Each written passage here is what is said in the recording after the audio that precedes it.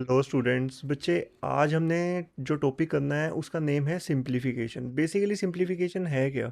कोई भी अगर कॉम्प्लेक्स चीज़ को आपने सिंप्लीफाई करके लिखना है by placing some kind of operations on them, अलग अलग ऑपरेशंस यूज़ करके, जैसे एडिशन, सब्ट्रैक्शन, मल्टीप्लिकेशन, डिवीजन, उसको बोलते हैं सिंप्लीफिकेशन।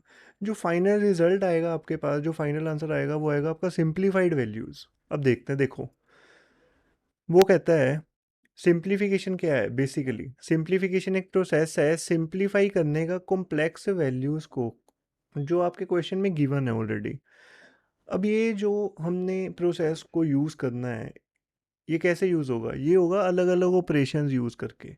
सबसे पहली मेन चीज़ जो है नाइन्थ क्लास में, वो ये है कि आपने देखना है कि जो स्क्वायर रूट की वैल्यूज़ हैं उनके ऊपर एडिशन, सब्ट्रैक्शन, मल्टीप्लिकेशन, डिवीजन कैसे परफॉर्म करनी है। और मैं ये जो वर्ड यूज़ किया स्क्वायर रूट की वैल्यूज़ पर्टिकुलरली, वो इसलिए यूज़ किया है क्योंकि एडिशन, सब्ट्रैक्शन, मल्टीप्लिकेशन, डिवीजन तो हमने एट्थ क्लास तक भी की है ना। लेकिन नाइन्थ में क्या चेंज हुआ है? नाइन्थ में ये चेंज हुआ है कि बच्चे स्क्वायर रूट आ गए। अब स्क्वायर रूट के ऊपर अलग अलग ऑपरेशंस को इम्प्लीमेंट करने के अलग अलग तरीके हैं जो हमने सीखना है इस टॉपिक में। तो चलो, बिना टाइम वेस्ट किए हम टॉपिक स्टार्ट करते हैं अपना।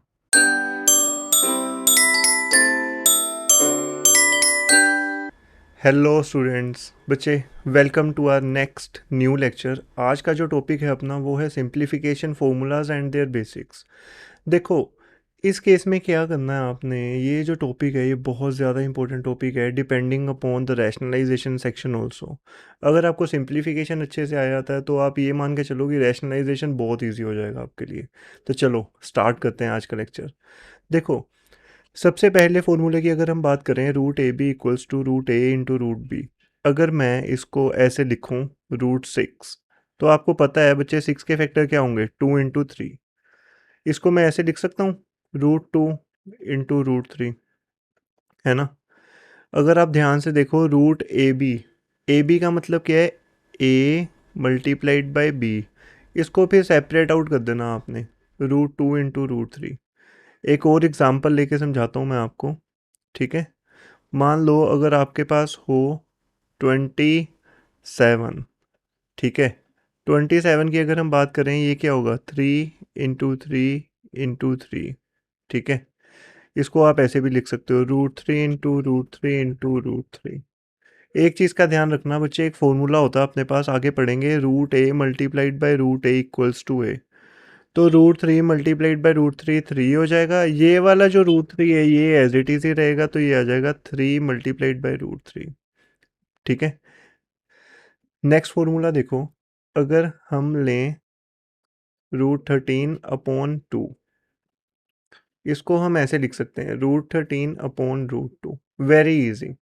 कहने का मतलब क्या है कि जब भी मल्टीप्लिकेशन होनी है तो आपने सेपरेट आउट करके लिख देना है इनको, जब डिवीजन होनी है, ठीक है, तो आपने इनको सेपरेट आउट करके लिख देना है। बस इतना ही क्राइटेरिया आपका।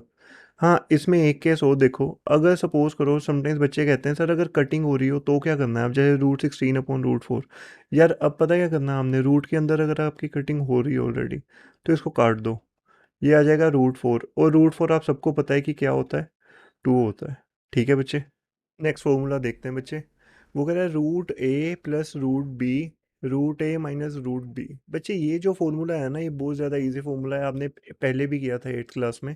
मैं ऊपर लिख देता हूँ, ए प्लस बी, ए माइनस बी, ये हो जाएगा आपका ए स्केयर माइनस बी स्केयर। आपको याद होगा अच्छे से, ठीक है। अब देखो, इधर कोई भी वैल्यू ले लेते हैं, रूट 2 प्लस रूट 3, मैं इजी रख रहा हूँ, ठीक है। Root 2 minus root 3।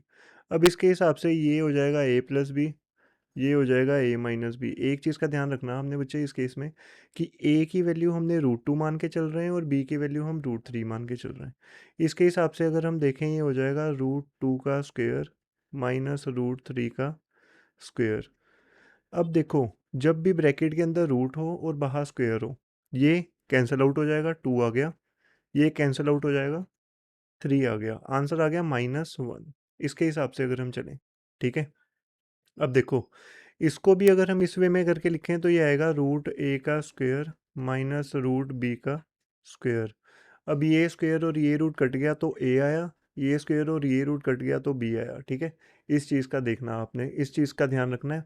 मेन ये फॉर्मूलाज ही हैं, अगर ये फॉर्मूलाज हो गए तो सम्स बहुत ईजी हो जाएंगे करने, ठीक है। आगे चलते हैं। फोर्थ, वो कह रहा है ए प्लस रूट बी ए माइनस रूट बी, ये भी सिमिलर फॉर्मूला ही है ये वाला जो हमने यूज़ किया है ना, बस इसको थोड़ा सा मॉडिफिकेशन इस वे में किया है कि अगर आप ध्यान से देखो तो ए के ऊपर कोई रूट नहीं है, तो इसको मैं ऐसे लिख सकता हूँ ए का स्क्वायर माइनस रूट बी का स्क्वायर। ये क्या हो जाएगा, ए स्क्वायर माइनस ये स्क्वायर के साथ ये रूट कट गया तो ये हो गया ए स्क्वायर माइनस बी, जो कि आप देख सकते हो यहाँ पे। अब इसकी एक एग्जांपल लेके समझाता हूँ मैं आपको। 2 + √3, 2 - √3, ये क्या हो जाएगा, 2 का स्क्वायर माइनस √3 का स्क्वायर। 2 का स्क्वायर हो गया 4, ये स्क्वायर के साथ ये रूट कट गया, ये आ गया 3। Answer is your 1। बहुत इजी था, ठीक है, हो गया होगा। आगे करते हैं। फिफ्थ, वो कह रहा है √a + √b √c + √d। अब देखो इस केस में देखो सारी वैल्यूज ही डिफरेंट है, सारी की सारी वैल्यूज ही डिफरेंट है, तो इसके ऊपर हम लगाएंगे डिस्ट्रीब्यूटिव प्रॉपर्टी। आपने 8th क्लास में की थी, मैं समझा देता हूँ अभी अच्छे से आपको दोबारा से, ठीक है, क्योंकि हमने बेसिक्स भी सारे इसी में ही करने हैं। ये जो रूट है आप देख रहे हो, ये इस पूरी ब्रैकेट के साथ मल्टीप्लाई करवा दो पहले।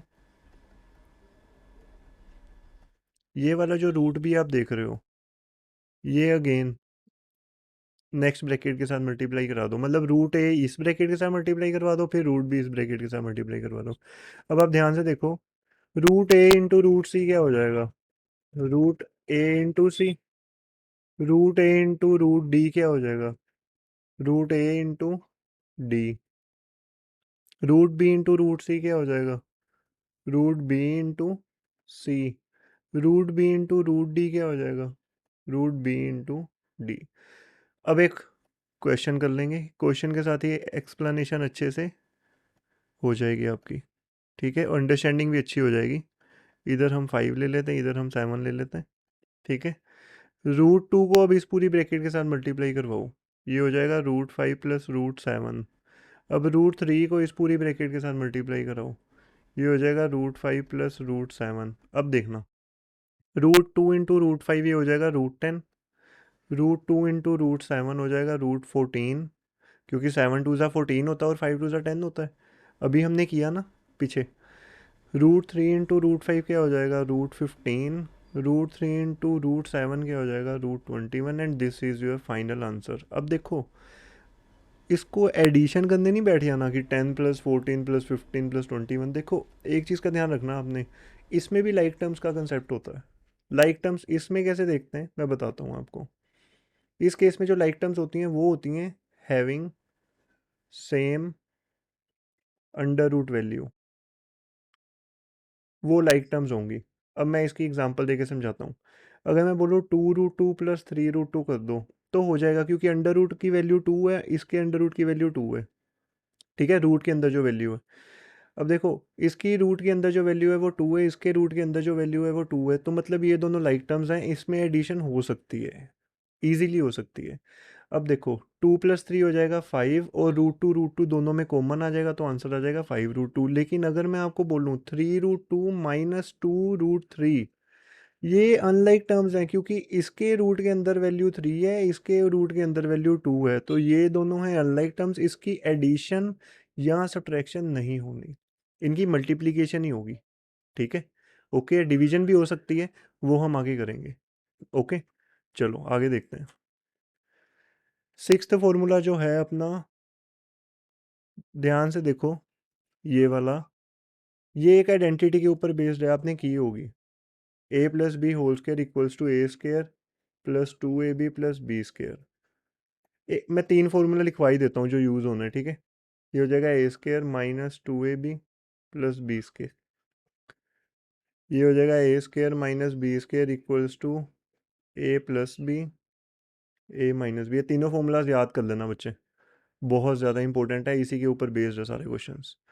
अब ए की जगह इसने √a लिया हुआ है, बी की जगह इसने √b लिया हुआ है, ऊपर स्क्वायर लगाया हुआ है, तो करके देख लेते हैं इसको इसी हिसाब से सोल्व। ये हो जाएगा a² + b² + 2ab, ऐसे भी लिख सकता हूँ देखो, ऐसे भी लिख सकते हो, ऐसे भी लिख सकते हो, ये आपको याद होगा 2ab पीछे भी लिख सकते हो। इसके साथ ये कट गया, इसके साथ ये कट गया, ये आ गया a+b+2√ab and this is your formula. Formula करवाया तो एग्जाम्पल तो बनती है, ठीक है। तो एग्जाम्पल करते हैं, देखो √2 + √3 का होल स्क्वायर, ये हो जाएगा √2 का square a square plus b square plus 2√2√3। बीच में अगर कुछ नहीं लगा रहा तो अंडरस्टूड है ये मल्टीप्लीकेशन में ही है तीनों चीज़ें, इसके बीच में अगर कुछ नहीं आ रहा, ठीक है। एक चीज़ का और ध्यान रखना, अगर बीच में कुछ नहीं आएगा तो वो प्री डिफाइंड मल्टीप्लिकेशन ही मानी जाएगी। तो अगर आपने प्लस या माइनस शो करना है उसके अंदर तो वो लगाना पड़ेगा आपको साइन। बहुत बच्चे ये गलती करते हैं, साइन लगाते ही नहीं है। स्क्वेयर की जगह ये कट गया 2+3+2√6, ये दोनों लाइक टर्म्स हैं। क्यों? दोनों कांस्टेंट है, दोनों के साथ कोई अंडर रूट की वैल्यू है ही नहीं जुड़ी हुई, तो ये हो गया 5। लेकिन ये इसको एज इट इज लिखेंगे। अब एडिशन करने ना बैठ जाना, 5 के साथ √6 होता तो इन दोनों की एडिशन होती, नहीं है तो नहीं होगी, ठीक है। आगे देखते हैं बच्चे, वो कह रहा है एग्जाम्पल नंबर 15 में क्या है देखते हैं। सिंप्लीफाई करो ये एक्सप्रेशंस, चलो आओ। 5+√7 2+√5, अब इसको देख के पता चल रहा है ये भी वैल्यू अलग है, ये भी अलग है, ये भी अलग है, ये भी अलग है, कोई रिलेशनशिप है ही नहीं।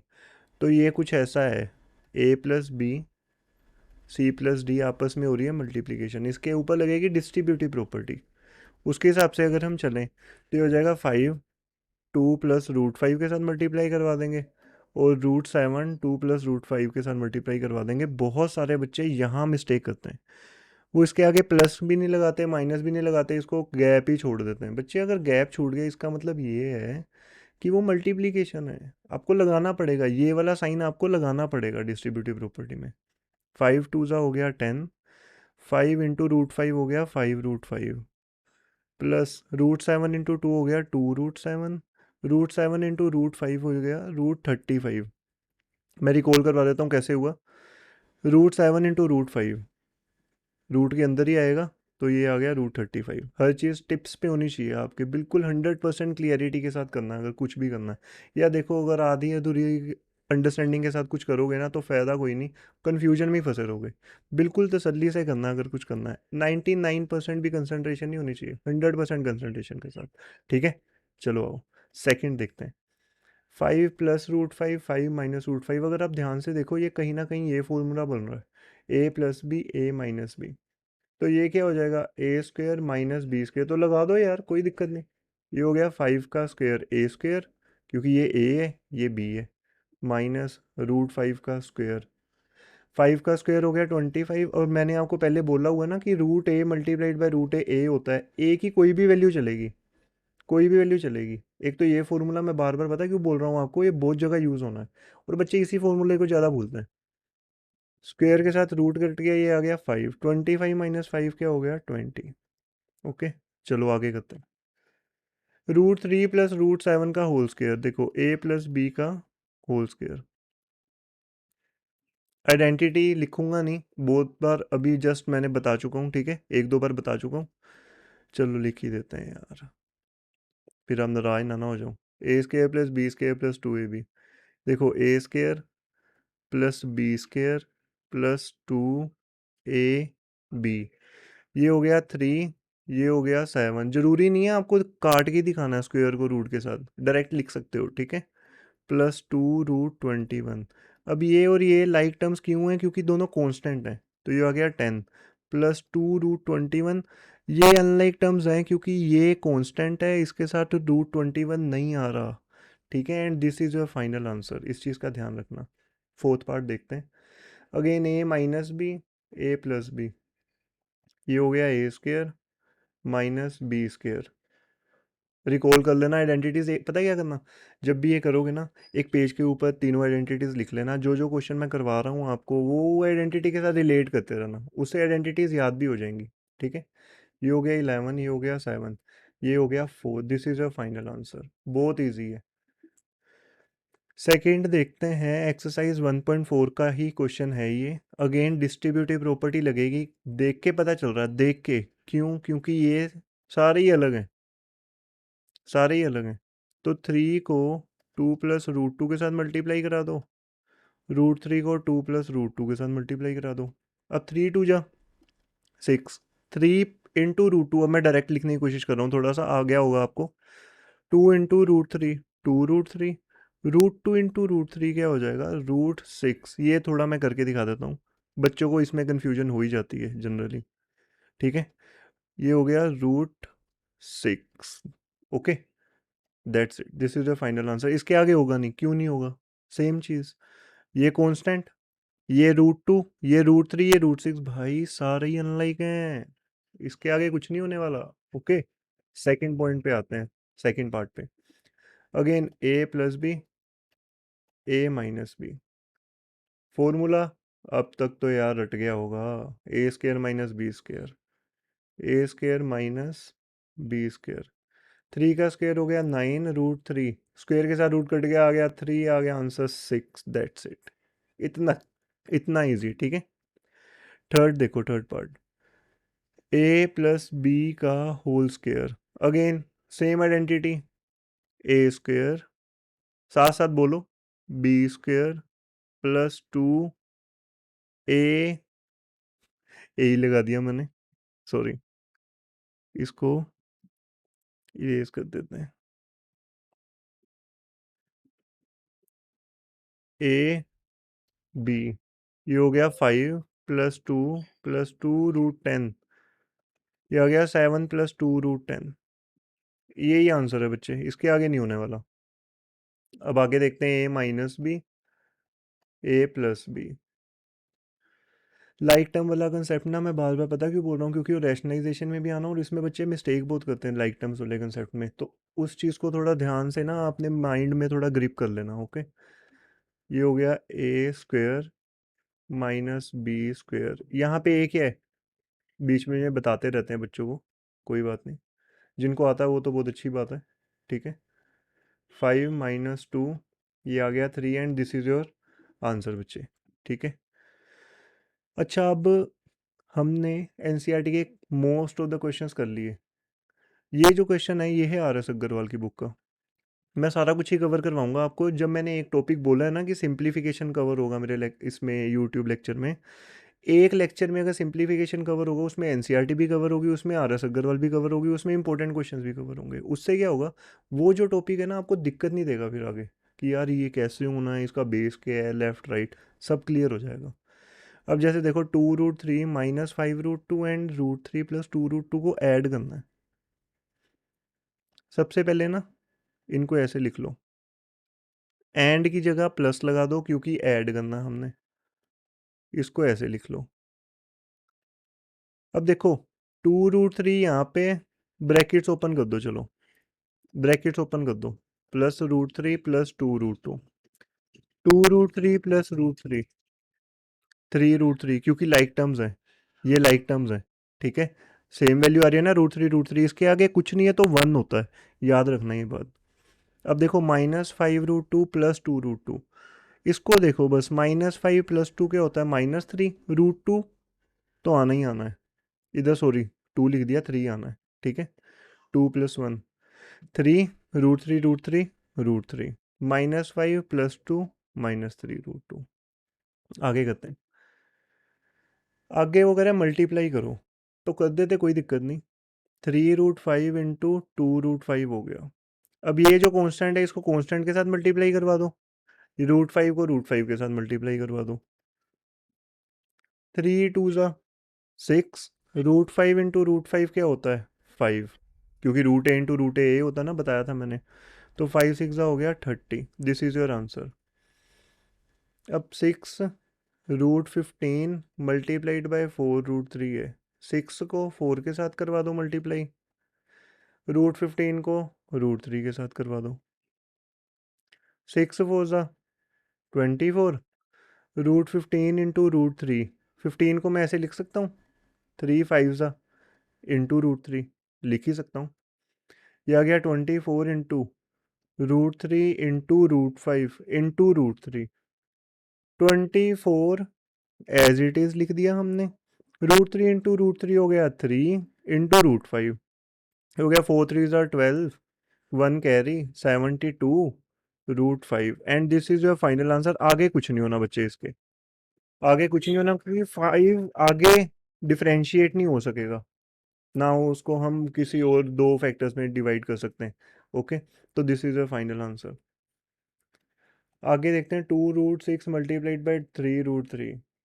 √6 को मैं ऐसे लिख सकता हूँ, 3 2 ये हो गया 3√3, ये हो गया 2 multiplied by √3 multiplied by √2 into 3 into √3। देखो सारे मैंने लिख दिए। अब √3 इंटू √3 क्या होता है, सबको पता है 3 होता है।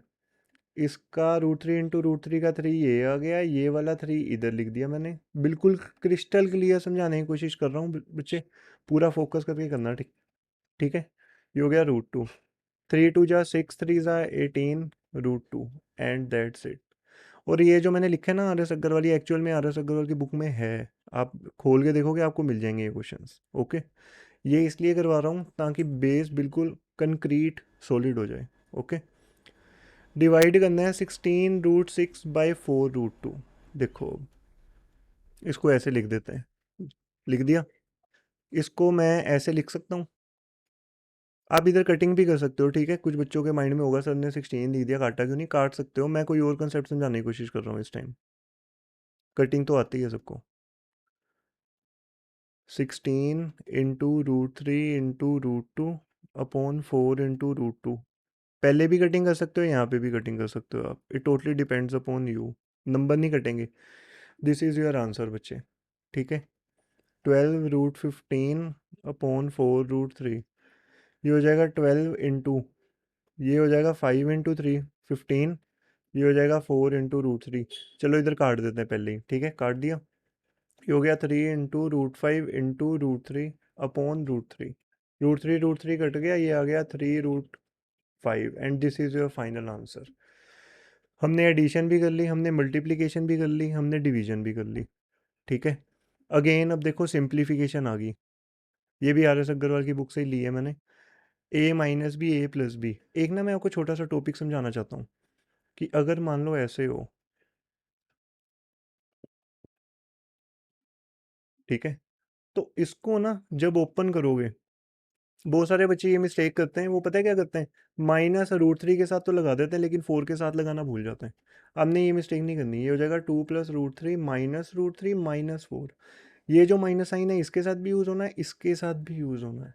+√3 -√3 कट गए, 2 - 4 आ गया -2 and this is your final answer. ये कंसेप्ट काफ़ी यूज़ होगा।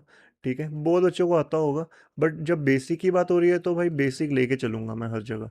ठीक है, a - b a + b, again a - b a + b। मैं बोल इसलिए रहा हूँ ताकि आपको याद हो जाए, a² - b²। ये हो गया 9 माइनस √11, स्क्वेयर और रूट कट गया, ये आ गया 11, आंसर आ गया -2। खत्म काम। Again a + b a - b, इसमें a-3 है और b√5 है। a-3 है, b√5 है, तभी तो देखो a + b a - b, ये हो जाएगा a² - b²। देखो अब यहाँ पे एक और कंसेप्ट आ गया।